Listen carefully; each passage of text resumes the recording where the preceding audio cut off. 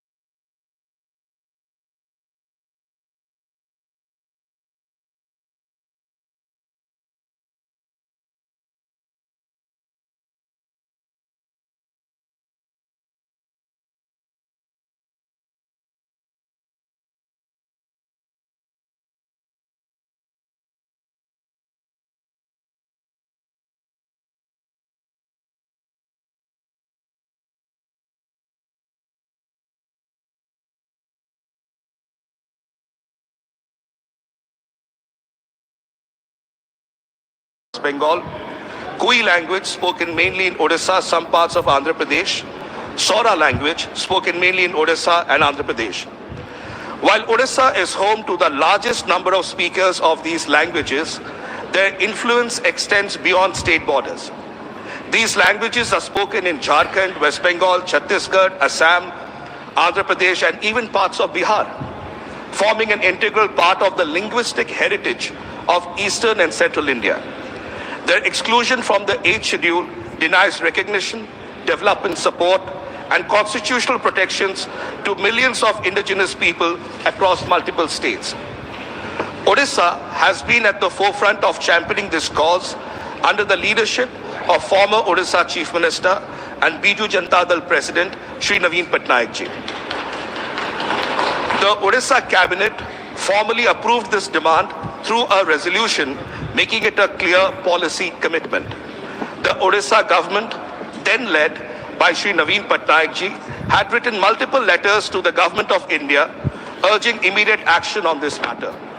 Therefore, I strongly urge the Honorable Union Government to honor the demand of the Odisha Cabinet, the then Odisha government, and millions of tribal people across multiple states by including Ho, Mundari, Bhumij, Kui and Saura languages in the 8th schedule of the Constitution. I conclude by saying that it is not a linguistic issue alone. It is a matter of justice, dignity, and constitutional equality for billions of tribal brothers and sisters of India. I thank you, sir. Jai Hind. Thank you. Susri Susmita Devji, concern over the delay in disbursement of pensionary benefits to government employees. Thank you, sir. Sir, pensioners have served the country with dedication, and denying them fair and timely pensions is unjustified.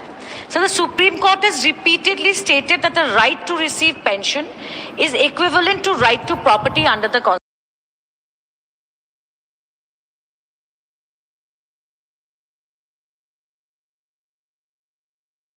To those who in the heydays of their life ceaselessly toiled for the employer on an assurance that in their old age they would not be left in the lurch.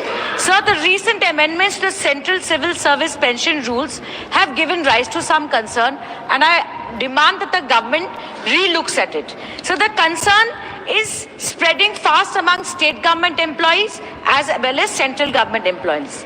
Sir, the changes suggest that pensioners who retire before January 2026 may be deprived of the benefit of the 8th Pay Commission, creating an unfair distinction between retirees. This is unjust, sir. The Employee Association and unions have strongly criticized this. According to the changes to the civil service pension rules, the government has given itself a power to classify pensioners at its discretion. Such arbitrary policy making violates the principles of fairness and transparency, sir. Sir, as a good example, I look at the 7th Pay Commission implemented in 2016, which ensured that pensioners, whether retired before or after 2016, received equal pensions. The principle of no discrimination between old and new pensioners has been repeatedly upheld by the Supreme Court. The government is now attempting to reverse this. Sir, according to government data, by 1st March 2025, nearly 36.57 lakh government employees and 33.91 lakh pensioners will be affected by these changes. Sir, the central government employees and pensioners are expecting a salary and pension hike under the 8th Pay Commission, which is also likely to be delayed. Reports suggest that the government has also given itself the power to decide when to implement the Pay Commission's recommendation and who should qualify for pension benefits, leaving lakhs of pensioners in a state of uncertainty. I demand from the government, sir, that these pensioners have served the country with dedication, and denying or delaying their fair pension is unjustified. I urge the government to ensure all pensioners, no matter when they retire, receive their rightful benefits and enjoy parity under the Pay Commission. Thank you, sir. Thank you. Srimati Sulata Dev, demand to enforce stricter laws to protect animals, wildlife and nature. Thank you so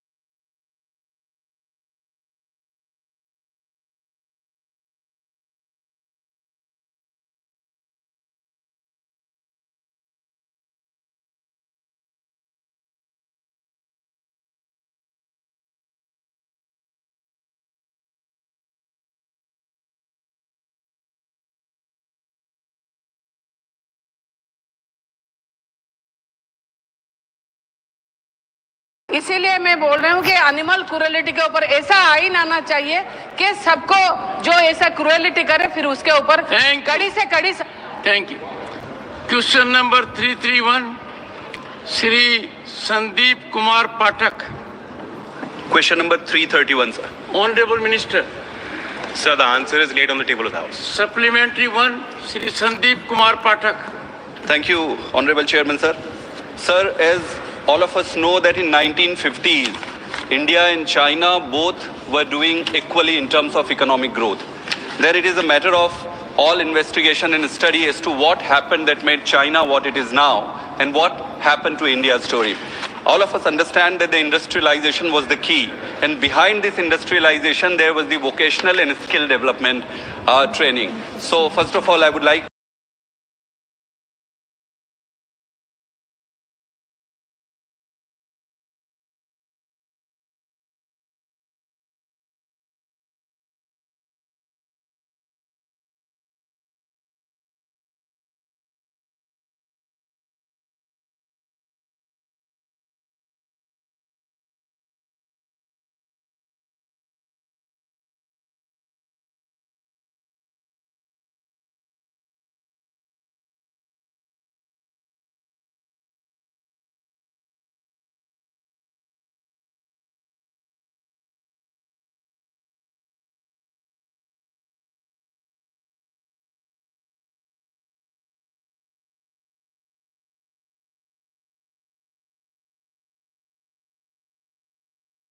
on entrepreneurship training, a particular skill under PMKVY, which is a scheme.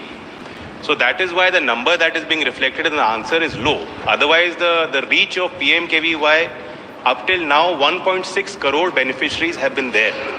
Sir, in the answer, we only spoke about the particular courses that offer entrepreneurship development specifically under PMKVY. Apart from this scheme, which is a flagship scheme, there are various other programs also that target the development of entrepreneurial thinking, out-of-box thinking, critical thinking in our student base. Sir, for instance, we have two institutions which are autonomous bodies working under the ministry. One is Indian Institute of Entrepreneurship, which works out of Guwahati. The second is NISPAKSH, which is National Institute of Small Business Development, which is stationed in Noida. Sir, in these two organizations, we do a number of programs working with other departments and ministries. The total number of programs, for instance, let me tell you, sir, IIE, from financial year 13-14 to 15th March 2025, 10,765 programs were conducted in 3,52,552 participants. In NISPAKSH, 35,689 programs have been conducted from financial year 2015 till November 2024, and in these programs 9,22,961 participants were there. Again, I reiterate, this is only for the EAP, which is the Entrepreneurship Awareness Program, the EDP, which is Entrepreneurship Development Program, and ESDP, which is Entrepreneurship Skill Development Program. These particular programs, these are the numbers that reflect under these schemes. Second supplementary, Shri Sandeep Kumar. Thank you, sir. Ministry ने कहा है कि इस training के बाद किसी भी प्रकार की फंडिंग का कोई प्रावधान नहीं है, और आश्चर्यजनक बात यह है ऑनरेबल चेयरमैन सर कि इसका नाम ही एंटरप्रेन्योरशिप प्रोग्राम है, skill development and entrepreneurship. Imagine करिए कि कोई एक महिला, कोई माता या बहन ब्यूटिशियन की ट्रेनिंग लेती है या टेलरिंग की ट्रेनिंग लेती है। ये ट्रेनिंग लेने के बाद स्वाभाविक सी बात है कि उसको अपना खुद का खोलना होगा, खुद का व्यवसाय करना होगा। आप ट्रेनिंग देने की बात कर रहे हैं, लेकिन आपकी जो मुद्रा योजना है, स्टैंड अप इंडिया है, स्टार्टअप इंडिया है, उसमें जो आप फंडिंग दे रहे हैं उसको इससे एसोसिएट नहीं कर रहे हैं। तो एक तरीके से आप जॉब सीकर क्रिएट कर रहे हैं, आप सेल्फ एम्प्लॉयबिलिटी क्रिएट नहीं कर रहे और ना ही आप जॉब क्रिएटर कर रहे हो, आप जॉब सीकर क्रिएट कर रहे हो। तो ओवरऑल इसका जो पर्पस है, जो मैं समझा हूं प्रधानमंत्री जी के भाषण से और सरकार के विजन से, वो मुझे लगता है कि यहाँ पे मेजर डिजाइन फॉल्ट है। और डिजाइन फॉल्ट किसी भी स्किल डेवलपमेंट के प्रोग्राम में सेल्फ एम्प्लॉयबिलिटी और job creation can be the only basis, there is no other way out of this. Thank you. Honourable minister. Large number of our beneficiaries under the flagship scheme of PMKVY have reported to be self-employed. There's another scheme that we have done which is not directly under PMKVY. It's a new initiative. It has been launched in coordination with NITI Aayog and Women Entrepreneurship Platform, which we've just launched in February and March across a number of states, working with higher educational institutions. Total number of 1,200 girl students have been selected for development of entrepreneurship, their abilities and competencies, and seed funding for the people, for the girl students who qualify for the last round is also provided under the scheme. So the Honorable MP said that there is no funding which is there as part of PMKVY. That is a fact. But as we all know, the government is taking immense strides forward in our startup ecosystem. More than 1.5 lakh startups are registered, recognized. We are world beaters in innovation. And he spoke about Mudra, sir. If I just give the numbers on Mudra, more than 51 crore Mudra loans have been provided. 50% of those beneficiaries come from marginalized sections, OBC, SC, ST. 68% of those 51 crore loans have been given to women. So that is just one scheme that I could be, that I'm aware of, that I placed for the House. The honorable member wanted to know precisely that these schemes favor job seekers, and he wants the premise of the scheme should be self-employability. Am I right? So on that, if not at the moment, you may interact with the honorable member. Okay, good enough. Of our skilling intervention. Sir, in PM Surya Ghar Muft Bijli Yojana, for the tenure of 24-25, 138 enterprises have been started. Under our entrepreneurial climate through training of trainer program and EDP program in Jan Shikshan Sansthans, 1463 enterprises have started. Our pilot project for entrepreneurship development program in financial year 22-23, more than 2,000 enterprises have been started. If you do a summation of these, you will find that more than 25,000 enterprises have started directly because of the skill training that the beneficiaries are undergoing. But I'm sure you'll keep the suggestion in mind also. Supplementary number 3, Shrimati Dharamshila Gupta. अध्यक्ष महोदय, मैं आपके माध्यम से माननीय मंत्री से जानना चाहती हूं कि क्या बिहार में ऐसे प्रशिक्षित युवाओं को स्टार्टअप शुरू करने के लिए किसी प्रकार की वित्तीय सहायता या स्टार्टअप निधि का प्रावधान किया गया है? यदि हाँ तो इसका स्पष्ट करें। माननीय मंत्री जी, धन्यवाद। सभापति जी, अभी मैंने जैसे बताया, सवाल PMKVY के एंटरप्रेन्योरशिप डेवलपमेंट उद्यमिता विकास के जो हमारे कार्यक्रम है उस पे था, और उसमें हमने स्पष्ट जवाब में भी लिखा है, जो हमारे अभी सांसद जी पाठक जी कह रहे थे, उस योजना में कोई प्रावधान स्टार्टअप के लिए फंडिंग का नहीं है। फिर भी क्योंकि माननीय सदस्य बिहार के बारे में पूछ रही हैं, जो विभिन्न कार्यक्रम हम चलाते हैं दूसरे मंत्रालयों के साथ भी जो समन्वय बना के कार्यक्रम हो रहे हैं, जहां अगर कोई लोन का या ग्रांट का कोई प्रावधान है वो सूची में उनको उपलब्ध करें। Supplementary number 4, Shri Randeep Singh Surjewala. Sir, nobody can dispute that skill training is one of the most essential requisite in today's world. Sir, I would like to know from the Honorable Minister, since the start of the Prime Minister Kaushal Vikas Yojana, how many are the total number of people who were trained have actually been placed or given jobs anywhere? And the second facet, sir, of the question is, Minister may answer them together. In the last, sir, 6 years, the expenditure budget reflects on the scheme that while the total money that was to be spent was about 12,000 crores allocated by the government, only 4,905 crores have been actually spent. The last year being the worst, in 23-24, only 502 crore was the actual expenditure. And sir, Minister, in answer to my friend Mr. Pathak's question, said he asked only one facet. I looked at the cumulative training even for last 3 years. As per your press release of 29th July 2024, the cumulative training data is also only 13,70,000. How are we going to train crores and crores of young people in this fashion? So these are three related facets, sir, that I would like Honorable Minister to answer. Honorable Minister. Honorable Chairman, sir, the question posed is on the placement. Fourth phase of PMKVY. And Honorable Member is also aware that in the first 3 phases, the sum of the payment outgo to our training partners was linked to them tracking the candidate and reporting their placement. Accordingly, some placement figures are available with us. Under PMKVY 1, 2 and 3, in those phases, out of a total trained of 71 lakhs, the placement record is of 43% of 24,37,000.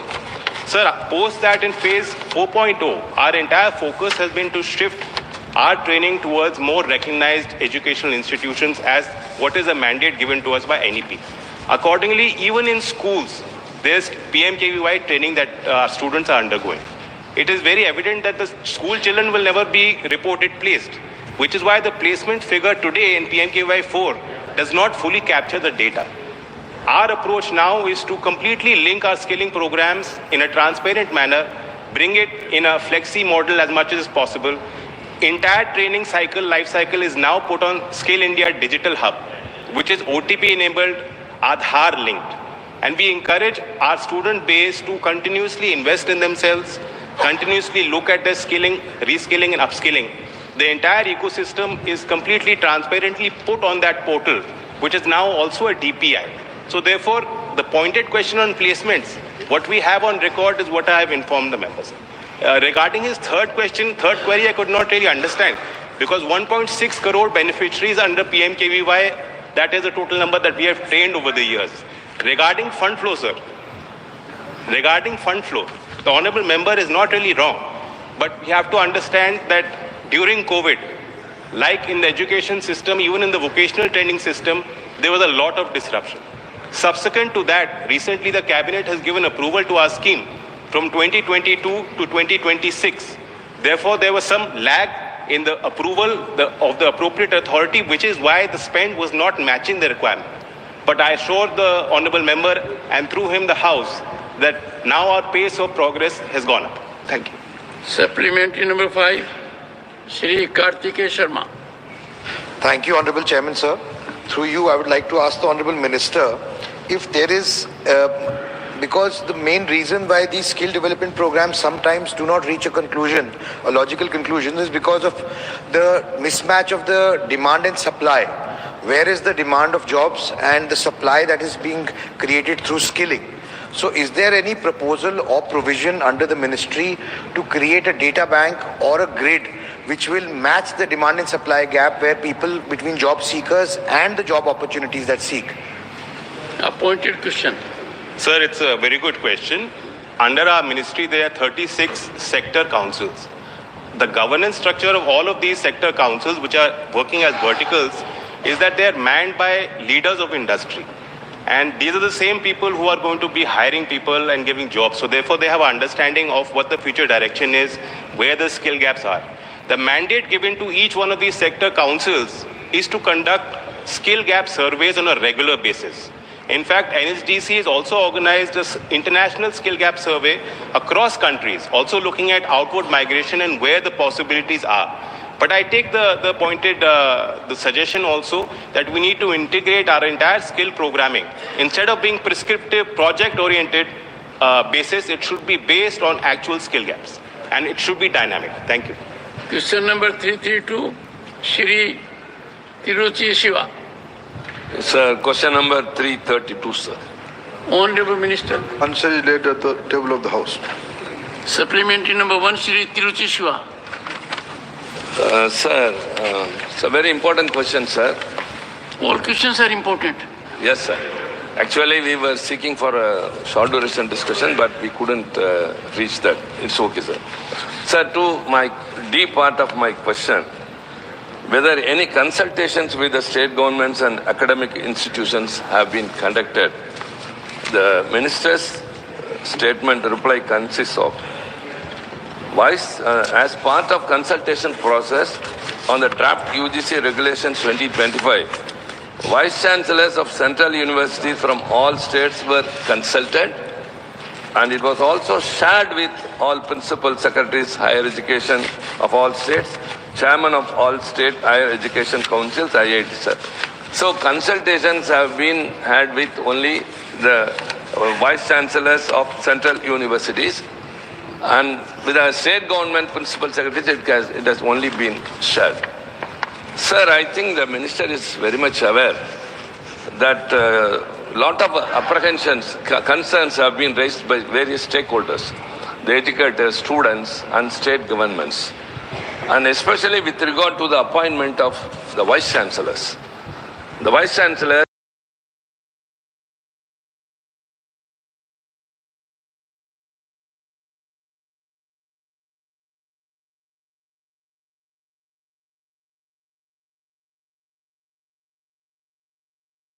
enrollment ratio for higher education in 2037, the target of union government is 50%, sir. But in 2025 itself, Tamil Nadu has reached 48%. So many state governments are performing very well. And in the appointment of the Vice Chancellors, now the Chancellor, that is the Governor, and eminent persons appointed by the UGC will be in the select committee who will select the Vice Chancellor. And moreover, the Vice Chancellor need not be, sir, the question for this basic is necessary, sir. The Vice Chancellor need not have an academic background. Sir, the state governments have no role in the appointment of the Vice Chancellor. The colleges are situated in the state government's jurisdiction. They construct the infrastructure, they pay the staff members and pay scholarships, but they have no role in the appointment of the Vice Chancellor. My question is, why the state government has not been given any role, and how a non-academic person can be a Vice Chancellor of a university and can lead the colleges? Honorable Minister. Chairman, sir, Honorable member has put 3 questions. Let me try to answer all the 3 supplementary. First, have you ever consulted with the state governments or any other stakeholders? Sir, with utmost politeness I can inform, 10 government, first of all, UGC has all authority to come out with reformist regulation timingly. This is a proposed draft regulation sets envisioned by UGC, which is a statutory autonomous body. They put it in public domain. It's open to everybody, to all stakeholders. And rightly, Honorable Member has mentioned, UGC has communicated this to respective state governments through its Principal Secretary Education, through Chief Secretaries, and all central universities, Vice Chancellors mentioned as a nodal person to coordinate these things. Beyond that, more than 10 state government has participated and given their suggestion. More than 52 universities, cutting across all kind of universities, central universities, state university, private universities, deemed university, all kind of university has given their valuable suggestions either way. Some of them have appreciated, some of them have some suggestions, some of them have some disagreement. But we accept everything as a suggestion, and all these things are on the consideration level. This is part 1 is the consultation. It's a widely consulted approach we have taken, and now it is also the reform draft already we have put it into the UGC has put it in the public domain, and anybody can suggest on that also. That's a regular affair of UGC. Part 2 of the question, how do you select a Vice Chancellor? Sir, there is nothing new. Since our country after got independence and before independence, what is the role of the governor of the state, What is the role of how to select the vice chancellor? What is the role of UGC? This all has been deliberated, discussed very detailed, in a detailed manner. Sometimes some state government differ with the approach. They went to court, High Court, Supreme Court. On all the occasions, Supreme Court has given a blanket direction. The suggestions of UGC will prevail upon everything. Number two, in recent past, due to our nature of our federal structure, due to nature of our democracy, unfortunately in few areas, few states, 2-3 states, the new debate has started. Who will select the panel of the experts? Whether government, honorable governor being the chancellor of the university will select on its own or will take in help of state government. Let me inform to this August House through you, sir. The Secretary of Governor is a representative of respective state government. He is quite eligible, authority, all authority are there with him to coordinate between governor's office and chancellor office and state government. We can't say there is no coordination between respective state government and the chancellor's office. And this is old practice. This is number two. Number three, how do you select a non-academic, eminent person as a chancellor? Sir, let me put forth one point of view.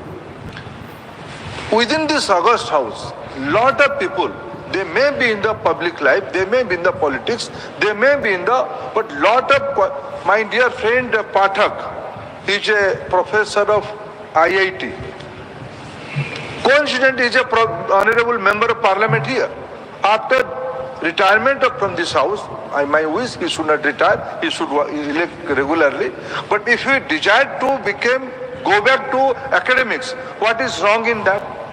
Now Mr. Bitas, you are a good friend. This is inappropriate. Sometimes, 1 second, I am not going to embarrass you. Sometimes truth is bitter, little bit bitter. Honorable Minister, My dear, 1 second. Dr. John Bitas, not only this is inappropriate, you are a very experienced member. Let the minister complete his reply. And I have still to give opportunity to 3 members to ask supplementaries. But this time you will not be given this opportunity. No, that I think, Honorable Minister. Sir, time is changing. In the new era of technology, innovation and new order of economy, who will be the leader of university? In university's function, there are 2 sets of roles. One is academics, one is administrative. Now, time has come to blend both the things. Looking into this emerging trend of the globe, emerging trend of the need of the time, this is the need of the time. So I think rightly UGC has envisioned eminent persons should also from different walk of life should lead the university. These are the 3 polite answers of my understanding through you to House, sir. Honorable Minister, your replies are always polite.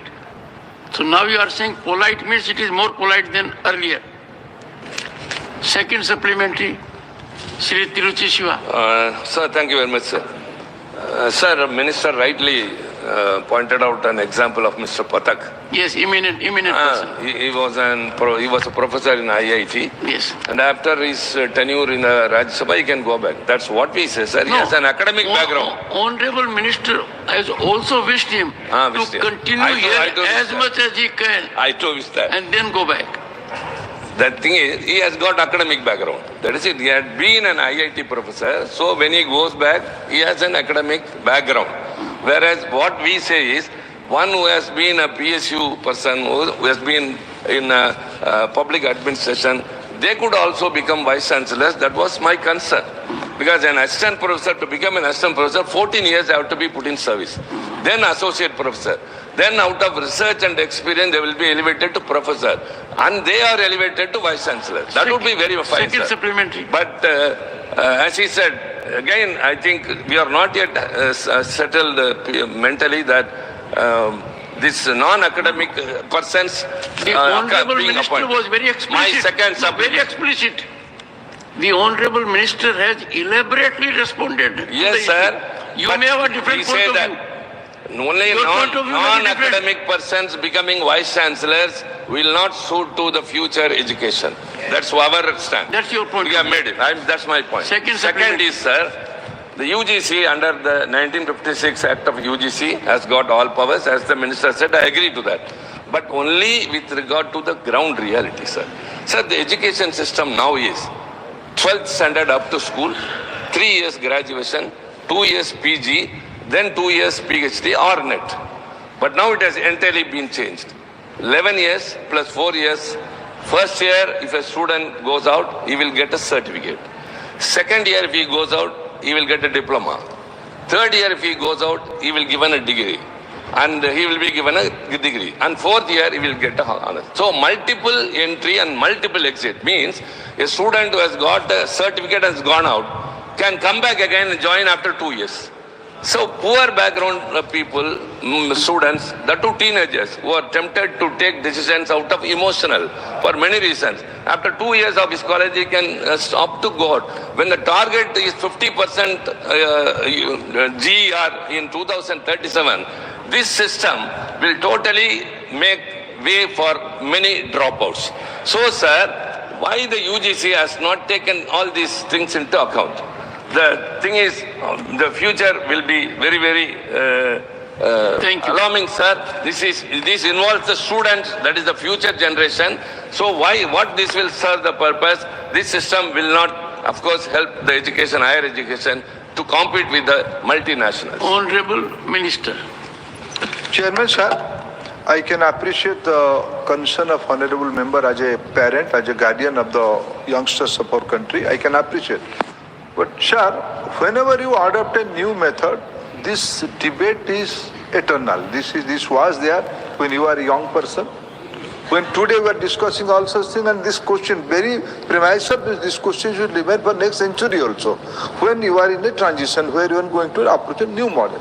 But, sir, we have to look into the present need, present trend, and also the future emerging trends. Looking into that, the chairman of the National Education Policy Committee was none else than Dr. Kasturi Rangan. He is an eminent scientist and a futuristic leader who can envision a huge future for all of us. On this background, rightly, honorable member, multiple exit, multiple entry. Sir, degree is important, but Prime Minister Modi always saying all this thing. Competency is also important. Being a young country, being a country of young people, being a skill hub in our country, my colleague, Mr. Chaudhary, just now you have permitted him to answer elaborately. If I blend both the things, we have to prepare ourselves for our country. We have to prepare ourselves the need of the entire globe as a skill hub, as a knowledge hub, as a competent point, place of competent people. Looking into that, we have envisioned nothing related to UGC. Honorable member is mentioning the new approach of national education policy. I appreciate his concern, but I am confident the new generation of this country will take up this challenge and come out with flying colors, sir. Supplementary number 3, Shri 𝐏𝐥𝐞𝐚𝐬𝐞. Respected Chairman, earlier PhD is one of the qualification for teaching faculty. Now it is removed. There is a demand to restore PhD, one of the qualification. Is there any proposal to restore the same? Now the PhD degree is a decorum degree. So PhD is also important degree for research orientation. In different fields, so many scientists, so many research scholars, they are innovative ideas. They are finding so many new outcomes. So, is there any proposal for imposition of PhD for teaching faculty? Honorable Minister. I appreciate the question of my dear colleague Krishnaya. I know he is a great advocate of social justice. One situation arises, sir.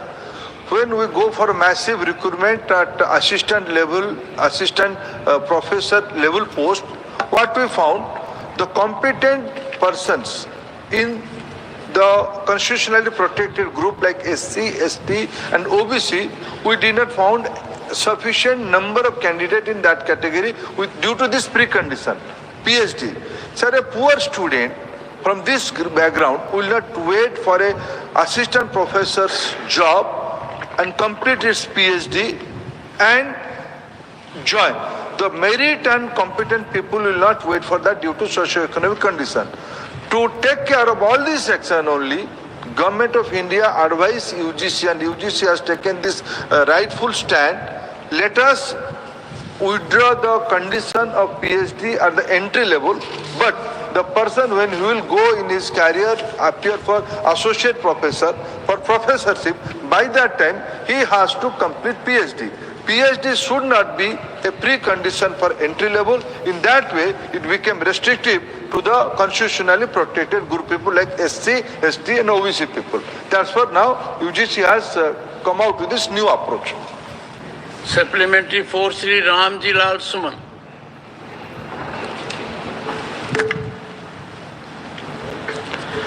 धन्यवाद सभापति जी।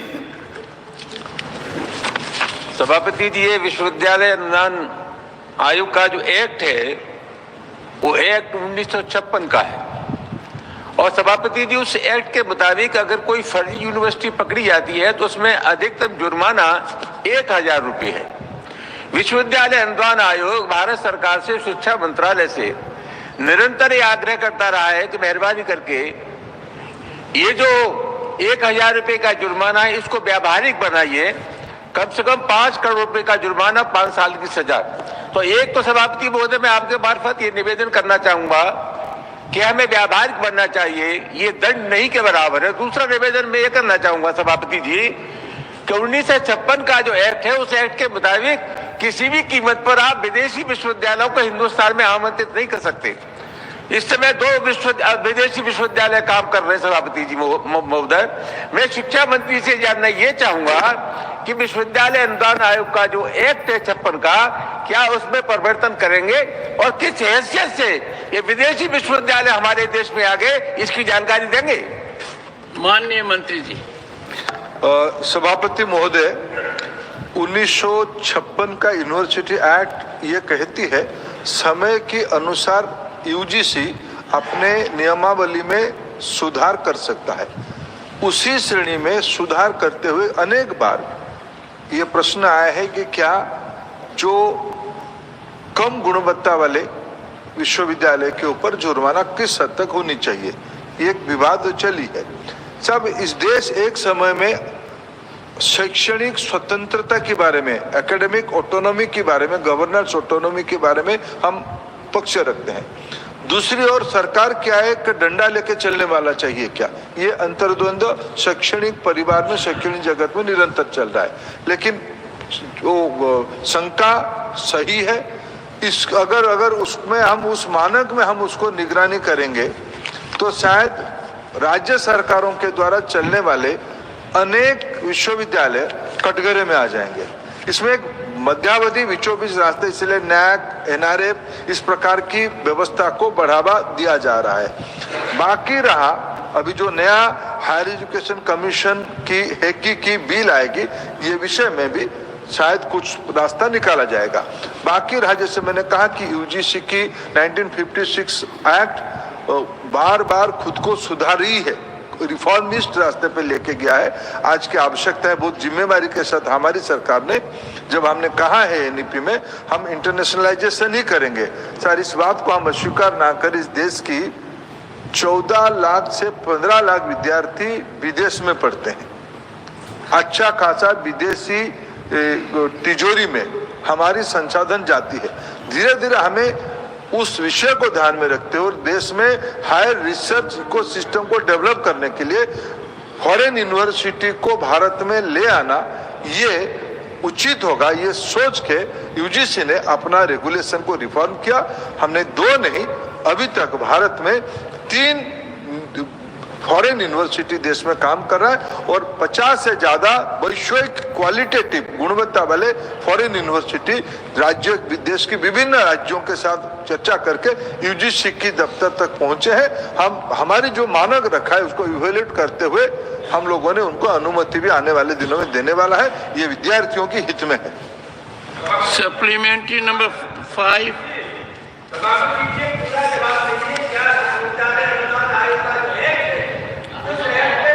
करके कठोर दंड का प्रावधान मंत्री जी करेंगे। सुनिए माननीय रामजी लाल जी सुमन, माननीय मंत्री जी ने कहा कि अधिनियम में प्रावधान है कि यूजीसी समय समय पर संशोधन कर सकती है तरीकों से।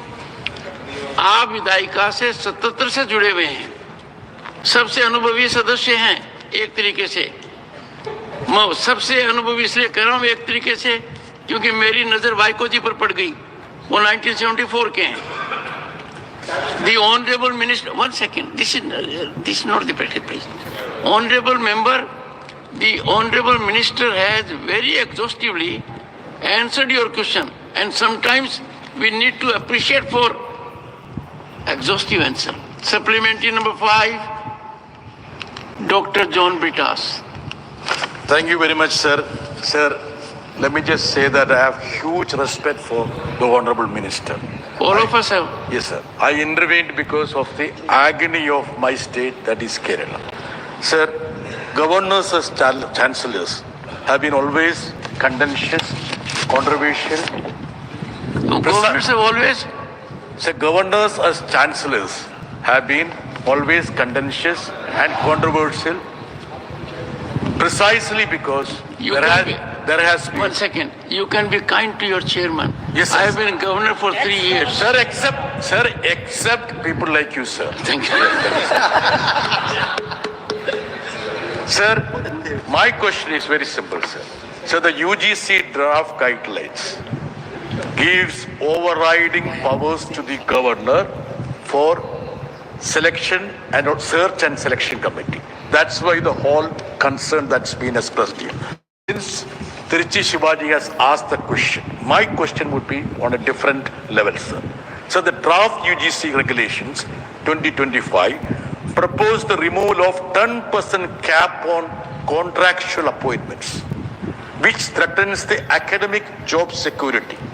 Simultaneously, sir, another issue which I had flagged earlier, the introduction of professors of practice who are exempt from search credentials. My question is that these two segments are exempt from the reservation policy.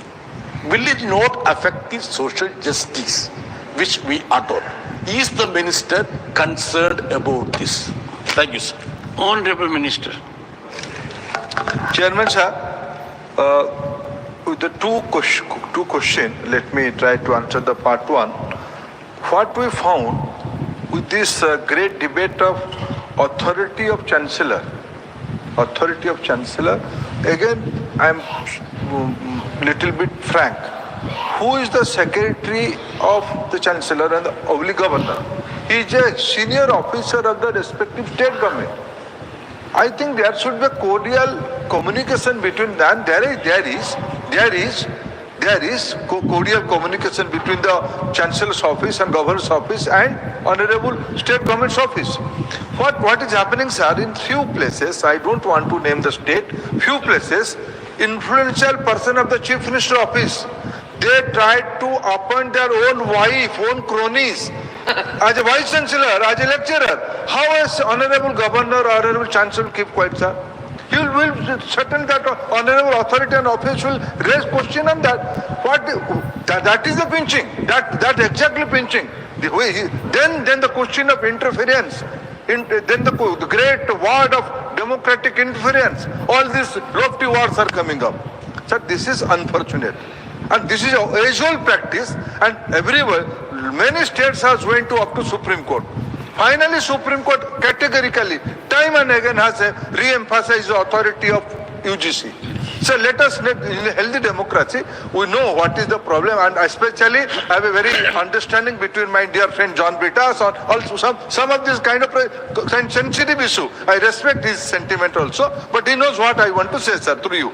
Number two, sir, regarding social justice issue, it is less said it will be okay for my dear opposition friends.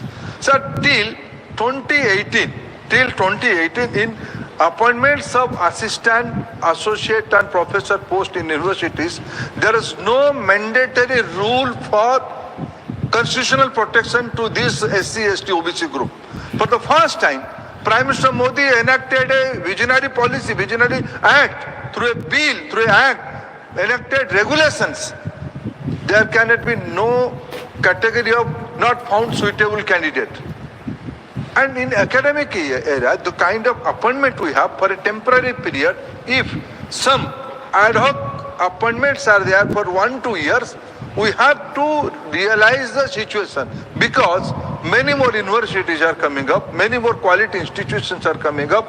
Our talented people are finding their own choices according to their career plan.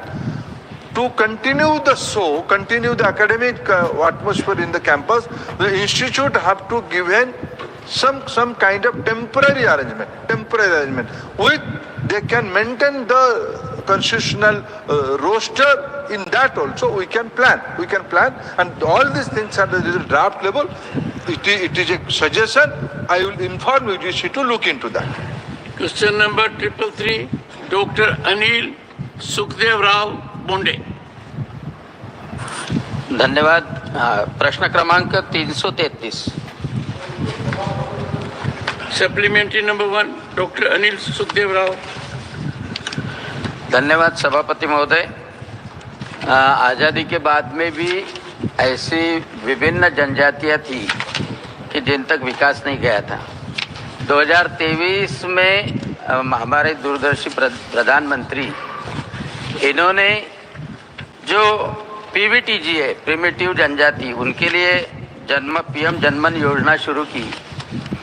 उसके बारे में मैं अभी एक आपके माध्यम से सवाल पूछना चाहता हूं कि ये PM जनमन योजना के माध्यम से महाराष्ट्र में जो जनजातियां है, विशेषतः मेलघाट, गढ़चिरोली, पालघर, ठाणे और नंदुरबार, इस एरिया में इन जनजातियों के आर्थिक, शैक्षणिक और महिला सशक्तिकरण की कौन सी योजना चलाई जा रही और उसमें कितना व्यय हुआ है और उससे उनके जीवन में क्या परिवर्तन आया है?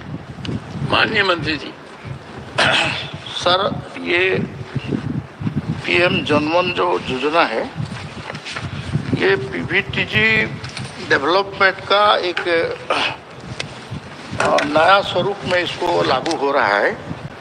प्रधानमंत्री माननीय नरेंद्र मोदी जी ने निर्देश दिया है कि जो 75 PVTG देश में है, जिनका फैलाव आपका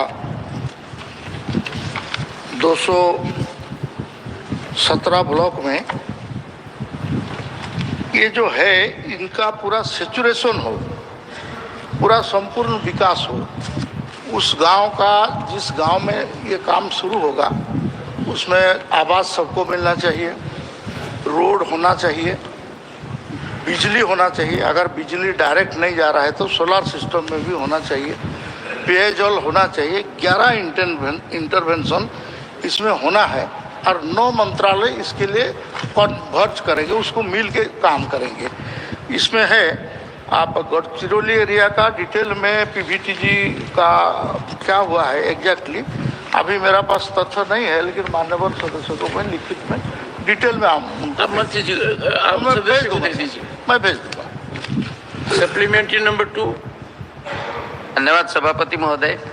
इससे ही जुड़ा हुआ आदिवासी जनजातियों के लिए राष्ट्रीय अनुसूचित जनजाति वित्त एवं विकास निगम है और इसके द्वारा जनजातियों की आय बढ़ाने की और स्वयं रोजगार के लिए योजनाएं कार्यान्वित होती है तथा आदिवासी महिला सशक्तिकरण योजना की भी कार्रवाई होती है. तो इसके बारे में कौन सी योजना है उसका ब्यौरा आपके माध्यम से मैं मंत्री जी से पूछना चाहता हूँ कि कृपया दें। माननीय मंत्री जी, जनजाति महिला का सशक्तिकरण में आपका एक तो सेल्फ हेल्प ग्रुप जो काम करेंगे उनके लिए सॉफ्ट लोन है, कम पैसा में उसको किया जाएगा। बंधन एक केंद्र जिसके लिए कि वहाँ का इंफ्रास्ट्रक्चर बना के वहाँ का प्रोडक्ट को वो लोग अगर बना के उसको मार्केटिंग करेंगे तो मार्केटिंग करने के लिए ट्राइफेड बोल के एक संस्था है, उसका वो जिम्मा लेता है। तो महिला सशक्तिकरण के लिए ये सब है। उसके साथ साथ वो कहीं भी आपका बेम्बू क्राफ्ट भी कर सकता है, टेक्सटाइल में भी जा सकता है। बाकी जो भी काम वो करना चाहते हैं उसके लिए फाइनेंस, सॉफ्ट फाइनेंस है, बहुत सारे कम लोन दिया जाता है और उस ग्रुप के हिसाब से वो लोग काम करेंगे तो उनको इंफ्रास्ट्रक्चर भी प्रोवाइड किया जाता है। सप्लीमेंट्री नंबर 3, श्रीमती मौसम B Noor. Chairman sir, through you I would like to ask the Honorable Minister whether it is a fact that under PM Jan Man till November 2024 only 12% of the houses sanctioned have been completed and only 0.14% of roads sanctioned have been completed. If so, what other sanction missions targets remain incomplete and underachieved? Thank you, sir. Honorable Minister. ये figure आपने ठीक नहीं बताया। मैंने आपको house hold के बारे में जो बता रहा हूँ उसका हाउस होल्ड का टोटल अचीवमेंट जो हम लोग का है, ये आज तक पीवीटीजी का हाउस होल्ड हम 11,48,118 ये हम लोग ऑलरेडी कर चुके हैं, जिसमें से आपका 2,911 आपका हैबिटेशन में ये काम चल रहा है। हम लोग का बाकी हैबिटेशन में काम बाकी है, लेकिन इसका परसेंटेज वाइज कैलकुलेशन तो नहीं हुआ है, लेकिन मेरा ख्याल से 60-70% का तक का ये आता है। Supplementary number 4, Shri Neeraj Dangi.